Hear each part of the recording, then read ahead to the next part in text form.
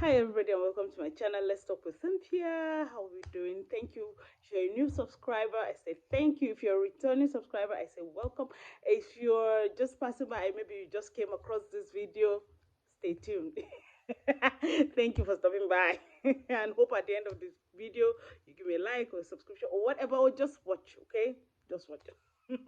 All right. So in today's video, I want to talk about, just as the topic says, I want to talk about why we move. You know, something when people always say, ah, why did you move to this country? Like, why are you here? Like, people ask this question. And this video is going to be very short because it's a very kind of a very delicate topic, and I don't understand that, and I don't want to go overboard or do whatever. So I'm just going to keep it really simple and really basic. So let's get to it. In fact, sometimes when I read comments, like somebody will say, "Oh, Tanzania is a peaceful country. Why are you here? Oh, there's no war in this place. Why are you here?" You know, like that. There's this always this question, like, okay, why? So today I just want to answer. I just want to answer this as easy as possible. Okay. Now, the first thing you have to understand is in life, in life, there are things that are under your control as a human being. Like you as an individual, let's say your school, your things, there are things that are really under your control. But however, there are things, so many other things that are not under your control, like the laws of a country, like what happens, the peace or the crisis in a country. These things are not under your control. Even the person you fall in love with is not under your control. All right. Yeah. So people move because of this. Some people move because of this reason. Like, okay, there's crisis in a certain part of a country. You fell in love with somebody outside the country. Okay, you're moving to join your spouse, or because there's certain crisis in a country and all that. So people move because of various reasons. So there are various strong individual reasons that why people move. All right. Is Okay, I'll give you an example. Let me give you an example with Nigeria. Nigeria is a country with a population of over 200 million. 200 million. Now, Ireland has a population of 5 million.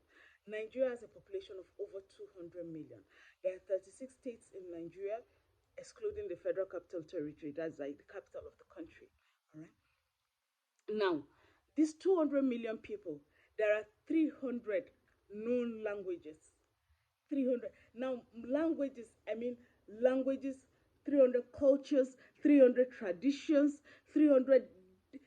And these languages, it's not like they intermingle. No. One language doesn't hear the other.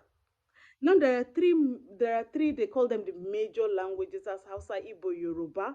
But at the same time, there are other languages, 300 other languages. So for somebody like me now, I speak my language, my local language, Bachama, and I also speak Hausa. Now you meet somebody that speaks Yoruba and also speak a certain the person's local language. Now you wonder, why do you all speak English? Okay, we're colonized by the Britain. We're colonized by the British, and we got independence. Nigeria got our independence in 1960. All right. So English is the lingua franca. English is the official language of Nigeria, and it makes sense because you wonder, without English, how are we going to communicate? How can the 300 people communicate? Now this is just Nigeria, and Nigeria is very diverse. Okay, it's a very diverse country. So you can see, and so something may be happening in the north, and the south may be okay. Something may be happening in the east, and the west is okay. You can meet three Nigerians and their stories, and these three Nigerians don't even speak the same language. And their stories are totally different. Now, this is just Nigeria. Let me give you another example, like South Africa. South Africa is a country with, I think, 11 languages, yeah? And their national anthem, the South African national anthem, has four languages in it. Yes, it has four languages in it. That now this that's just South Africa. If you talk about Tanzania, if you talk about Kenya, if you talk about Rwanda, if you talk about Malawi, Africa has 54 countries. So imagine each of these 54 countries having their own unique diversity. Then you can imagine somebody from Brazil, somebody from Colombia, somebody from Cuba, somebody from, different parts. My point is, when you see people from different parts of the country, different parts, and you see them, the best approach is to ask the person his story or her story. You'll be amazed at what you hear. Don't try not to put people in a box and say, okay, you know what, this maybe you just came to this country to do this, you just came to this country to do that.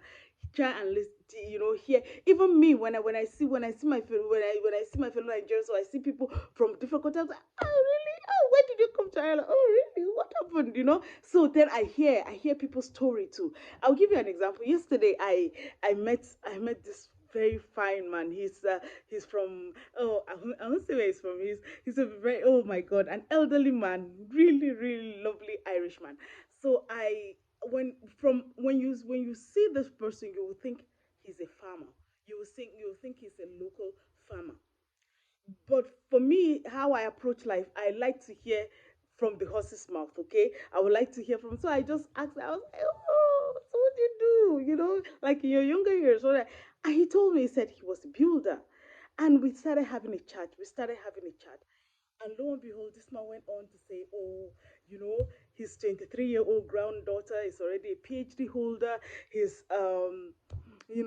son is a member of the European Parliament. He started telling me, and oh my God, and I said, oh my God, you make me so proud, and you're not even my father." Oh my God, I felt so proud. I felt so proud.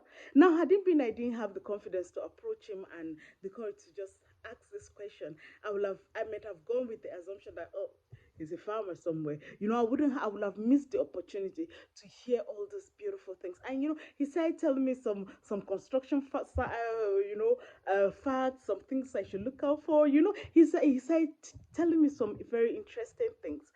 So my point is, everybody has a story. I said, why do people move? Now people move for different reasons, because it may be because of war, it may be because of meeting their spouse, as I said earlier. It may be because, okay, because, oh, they got what do you call, there's this thing of skilled employment. Like, okay, let's say you're a nurse in a different country, and you came here as a nurse or a doctor. There are people that came because of, maybe they're running away from their sexual, because maybe sexual orientation. So many things. People come because of so many reasons. Well, if we're all together and open to just hear people's stories, it will be nice.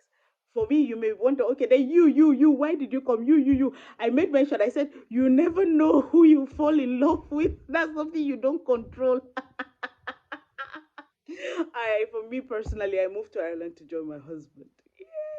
Yeah, yeah, yeah. Love was what pushed me.